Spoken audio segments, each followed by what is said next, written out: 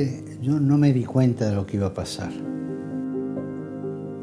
Marius, Cardinalis, Bergoglio. Extra omnes.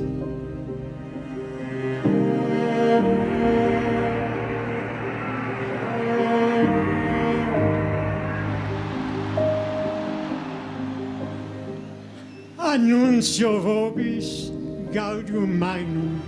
Habemus Papa. Dominum Georgium Marium, Sancte Romani Ecclesiae Cardinalem Bergoglio.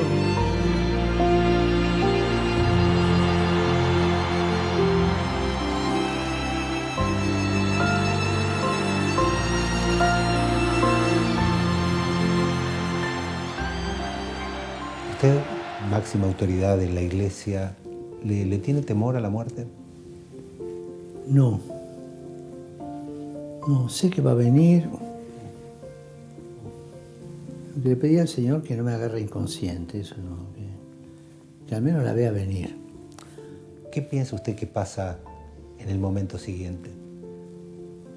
Y va a haber una luz muy grande, una felicidad muy grande, un encuentro muy grande en el camino del encuentro con Dios.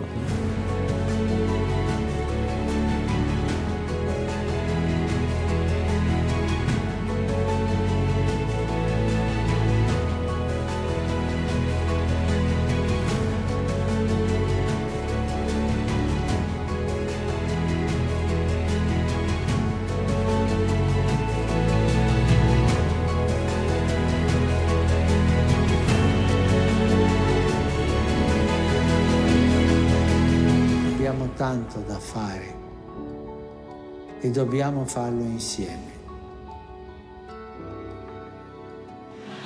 Recen por mí.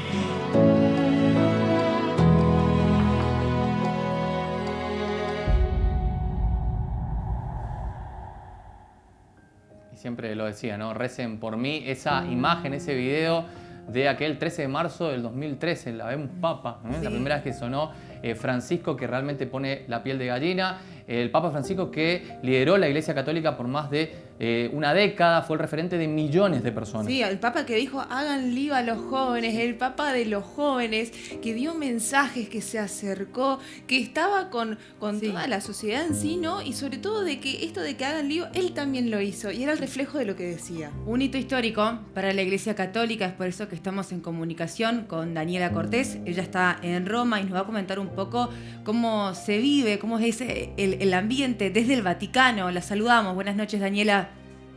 Buenas noches, ¿cómo están? ¿Nos escuchás acá? Bien? Sí, te escucho bien. ¿Ustedes me escuchan bien? Sí, sí, sí. Perfecto. Contanos un poco cómo se está viviendo a esta hora, en este momento, cómo fue el día o la jornada de hoy. La jornada de hoy fue, bueno, muy larga porque al despertar tuvimos la noticia, acá son 5 horas más. Estaba esperando la comunicación con ustedes para después acostarme. Hoy estuvimos en la plaza a las 19:30, se rezó un rosario que fue pedido del Papa. El Papa, como habrán leído, ya dejó su pedido, que quería que sea una misa, que sean cosas simples, que sean inclusive su tumba, no va a ser en el lugar donde están todos los papas, sino que va a ser en una iglesia de una virgen que él quería mucho y donde pidió una lápida con su nombre. Y hoy 19:30 horas se rezó un rosario en la Plaza San Pietro, una emoción total. Sentía que el mundo que había venido para tomar su bendición y para estar esas Pascuas, creo que él aguantó hasta las Pascuas, o sea, para pasar el jubileo 2025, y creo que su cuerpo no le dio más. El día de Pascuas, que estuvimos la misa, que escuchamos el mensaje, cuando él dio las felices Pascuas, se lo notaba muy deteriorado físicamente en su voz, y así todo salió a dar su vuelta en el Papamóvil, así todo generó cosas que son intransferibles en las personas, porque vivir esa emoción, ese momento fue mágico.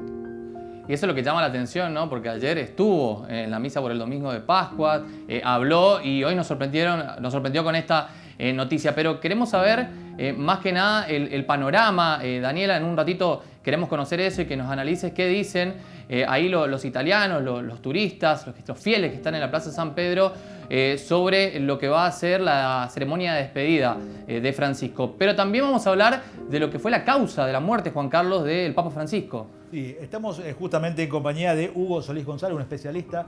Buenas noches, bienvenido a Noticias. Buenas noches, Juan, ¿cómo estás? Hola Daniela, ¿cómo estás? Bueno, queríamos preguntar también de qué murió el Papa. Se sabe que estaba su salud muy deteriorada, pero de qué falleció ahora, que se habla de un derrame cerebral. ¿Qué fue lo que sucedió? Bueno, la noticia que me llega también es esa, ¿no? De que el Santo Padre falleció de un derrame cerebral.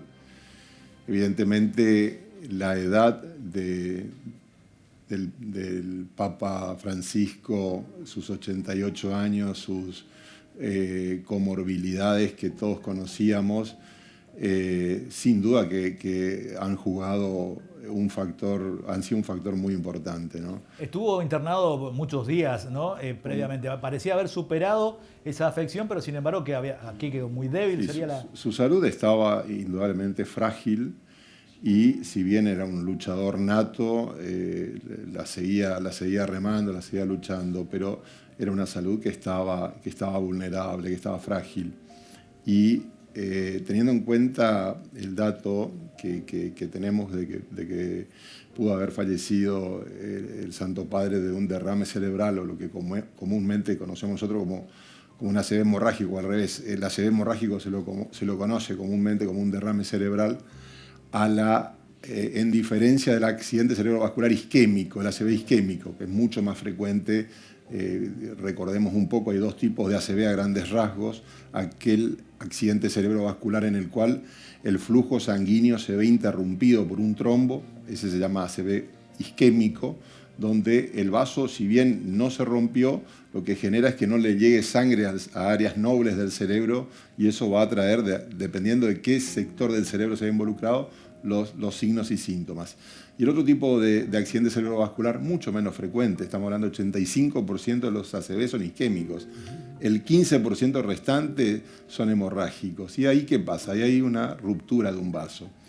Teniendo en cuenta la edad del Santo Padre, lo más probable es que se pueda haber debido a causas hipertensivas o angiopatía amiloide. No había forma de prevenir, de decir, bueno, extender un poco más la vida del... Es muy difícil porque es sumamente violento el accidente cerebrovascular hemorrágico y depende mucho de la localización en el cerebro y del volumen. Ahí juega mucho la física.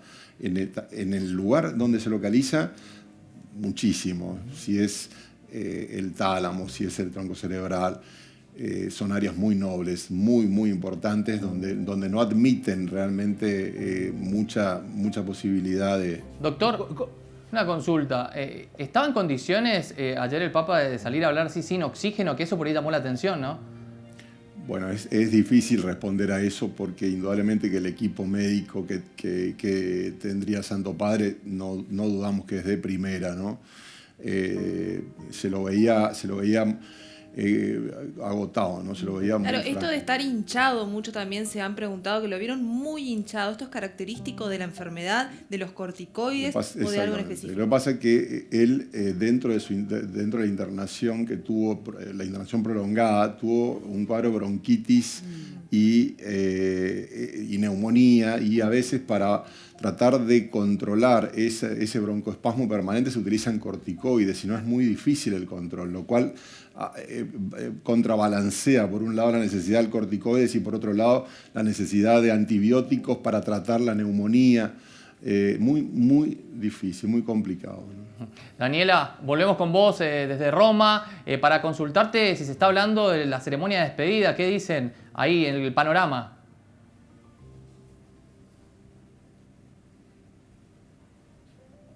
A ver si nos escucha. ¿Nos escuchás, Daniela? Bueno, ya vamos a retomar la comunicación para... Hola. Ahí la retomamos. Ahora sí. Ahí está, Daniela, ahora sí te escuchamos. Hoy estábamos todos y estaban todos los medios del mundo esperando los anuncios oficiales. Lo único que hoy se anunció en la plaza fue rezar el rosario a las 19:30, que asistimos, que después si quieren les voy a pasar algunas imágenes. Fue muy emotivo, muy fuerte otra vez, porque estar en el mismo lugar que habías estado hace 24 horas recibiendo la bendición de nuestro Papa Francisco, hoy veías nuevamente la plaza completa de fieles, muy, muy, muy fuerte, todos rezando y todos muy, la verdad que muy choqueados, si bien era algo que se esperaba porque se lo notaba deteriorado, nunca pensamos que iba a ser al otro día de Daniela, ¿y qué sentiste vos estando ahí? ¿Tuviste la oportunidad de estar, no digo de casualidad, pero estar en un momento único en la historia y estuviste muy cerca del Papa? ¿Qué sensaciones tenés vos personales? Sé que sos muy devota y que tenías intención justamente de estar ahí. La verdad que soy muy devota y la sensación que sentí es intransferible porque es algo que no lo imaginé, que no lo soñé y que cuando vine a Roma no pensaba tener la posibilidad de participar en la misa, de estar como invitada especial al lado del altar. Creo que fue una obra de Dios que todavía no sé por qué me eligió a mí y que ahí pude estar. Estoy sorprendida, choqueada, emocionada, agradecida y se dio como Dios quiso para mí y estuve ese día reunida a la mañana. El día anterior estaba invitada a una misa con un monseñor argentino que cuando llegué tenía preparadas las invitaciones especiales para mí y para mis amigos. Y cuando llegamos al Vaticano y empezamos a subir a la plaza al evento de la celebración de las Pascuas, no podíamos creer que estábamos sentados al lado del altar. Sentimos el olor de las flores, de los saumerios, la bendición fue muy, muy emotivo, muy fuerte. Y bueno, ¿y qué decirte? Esta mañana cuando nos levantamos y empezamos a ver las noticias, no podíamos parar de llorar y de pensar que es la vida. Y lo que rescato de nuestro Papa, más allá de todos los mensajes que nos ha dejado, todos los mensajes de vivir, de buscar a Jesús, que Jesús vive en nosotros y que está para todos los que lo necesitemos, que no elige color, raza, sexo, nada. Más allá de todo eso, digo, como siempre nos demostró con hechos. Todo fue para mí como maravilloso porque digo, ayer se lo sentía muy mal y así todo salió a saludar a sus fieles, salió a darnos la bendición. Un Papa que... Y siempre lo decía, ¿no? Que la iglesia está abierta para todos. Eso siempre lo resaltaba. Sí, sí, sí. Y bueno, justamente su mensaje, más allá que pidió por todos los países en conflicto, pidió por la paz, por supuesto, del mundo, por los enfermos y también pidió que salgamos a la calle, que salgamos a buscar a Jesús, que Él está vivo. Y también una de las frases fue, no tengan miedo, busquen, sueñen grande, que soñemos, que no nos pongamos límites, que la vida es esto. Daniela, ayer, ¿hay algún itinerario para la jornada de mañana? ¿Alguna misa especial? Lo único que se sabía hoy, que se comentaba con las autoridades que uno podía hablar, era que a partir del miércoles iba a estar abierto para que los fieles se puedan empezar a despedir, que empezaba... ¿Te quedás ahí hasta ese día? ¿Cómo? ¿Te quedás ahí hasta despedirlo?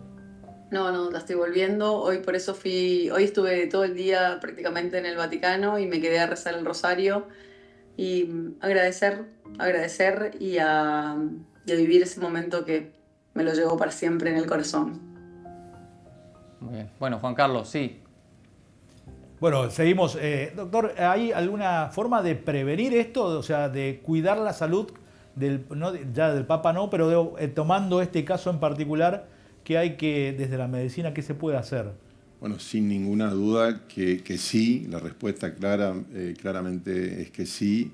Y lo que siempre instamos y en lo personal aliento es que cuanto más temprano, cuando un chico empieza en salita de 3, en salita de 4, con alimentación saludable, con alimentos con bajo tenor de sodio, con una actividad que esté incorporada a la actividad deportiva, que se abrace a todo lo saludable, tratando de evitar el cigarrillo, el sobrepeso, el sedentarismo y muchas veces actividades que también, bueno, estamos hablando un poco de esta capacidad de amor del Papa Francisco, ¿no?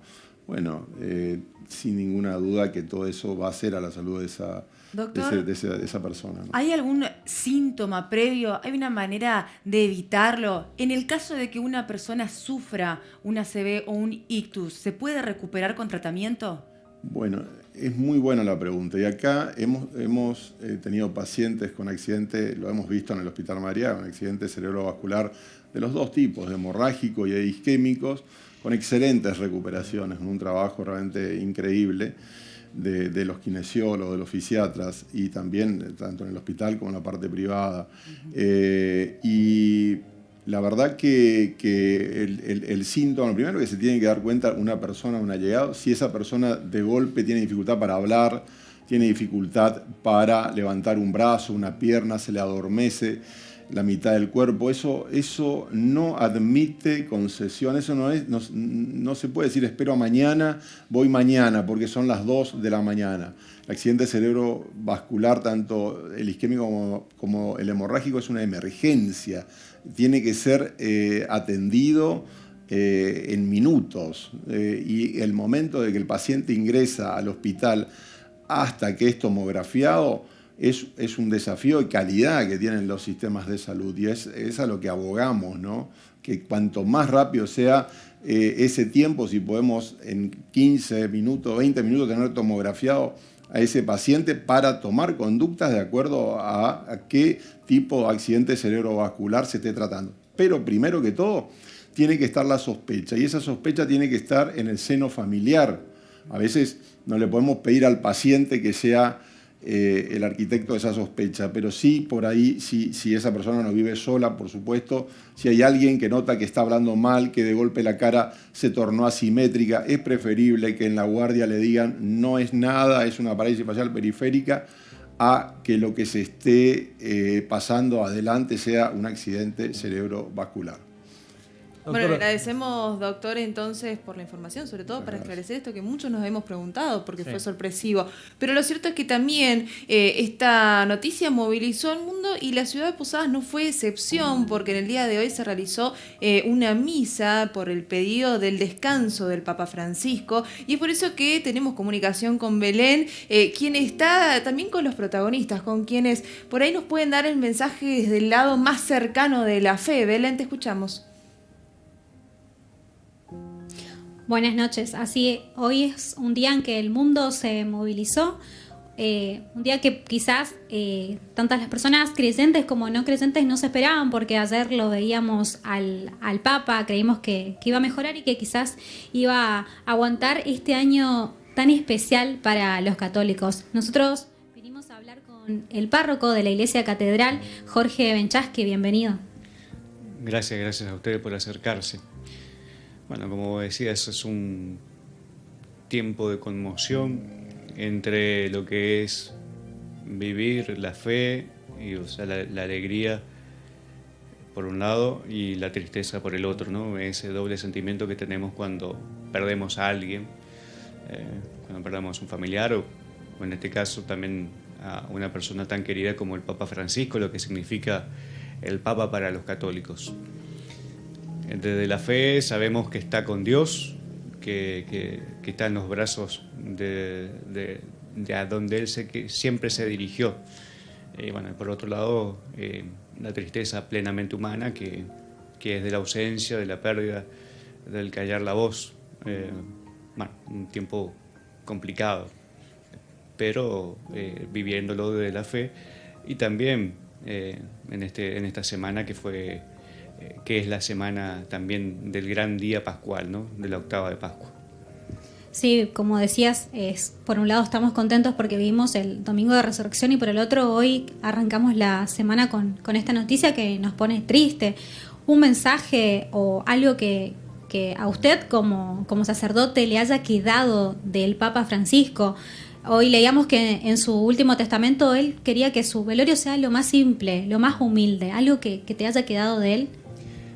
Dos cosas fundamentales que es para siempre, ¿no? Es, tomando el Evangelio de San Lucas, haciendo su meditación, la iglesia para todos. En ese que él le ponía el énfasis de un triple todos, ¿no? Una iglesia con las puertas abiertas. Eso es uno de los legados más profundos que nos deja. Y el segundo, sin orden, los dos pueden ir parejos en el primer lugar, es también ese de mostrarnos un Dios de la misericordia. En estos 12 años nos llevó a la misericordia de Dios y al abrazo profundo con un Padre que perdona, un Padre que está, un Padre que nos acompaña, un Dios cercano. Nos enseñó a vivir como hijos de un Padre, pero en lo cotidiano. Viviendo la misericordia de Dios y ese abrazo profundo, por ahí con la imagen del Hijo pródigo y del Padre misericordioso, ¿no? Son las dos cosas que creo que son fundamentales en el papado de Francisco, que nos deja entre un montón de otras cosas más, pero esto es lo que venía meditando en este día. Muchas gracias, Padre. Gracias a ustedes. Estábamos con el Padre Jorge Benchaski, con un hermoso mensaje que nos dejó el Papa Francisco estos 12 años de pontificado. Y del hagan lío, aquí iba a haber lío, una de las frases icónicas del Papa Francisco, a una justamente iglesia inclusiva. Todos, decía el Papa Francisco, abrió la iglesia.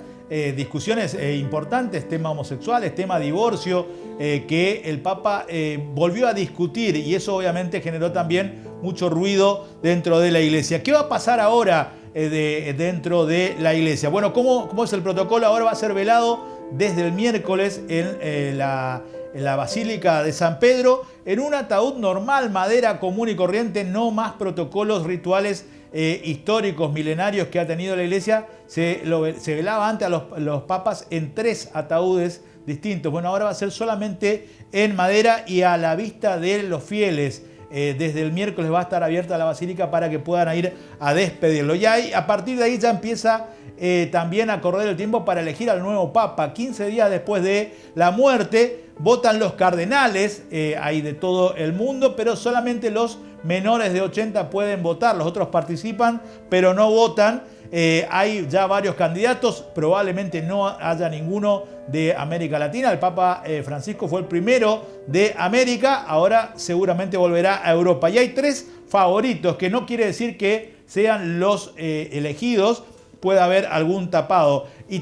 Europa en realidad mete mucha presión por el cardenal Pietro Parolin, italiano de 70 años. La Italia no tiene papas desde hace mucho tiempo y por eso es uno de los principales nombrados. Luis Antonio Tagle es filipino, 67 años, muy cercano también a la doctrina del Papa Francisco, es uno de los posibles continuadores. Y acá es el otro llamativo, Robert Sara, es de Guinea, tiene 79 años y este es conservador, una ala contraria, si se quiere, al Papa Francisco, pero los 3 favoritos que parten por lo menos como los candidatos puestos. Puede ser otro tranquilamente, pero habrá que ver también cómo se equilibra la política dentro del Vaticano.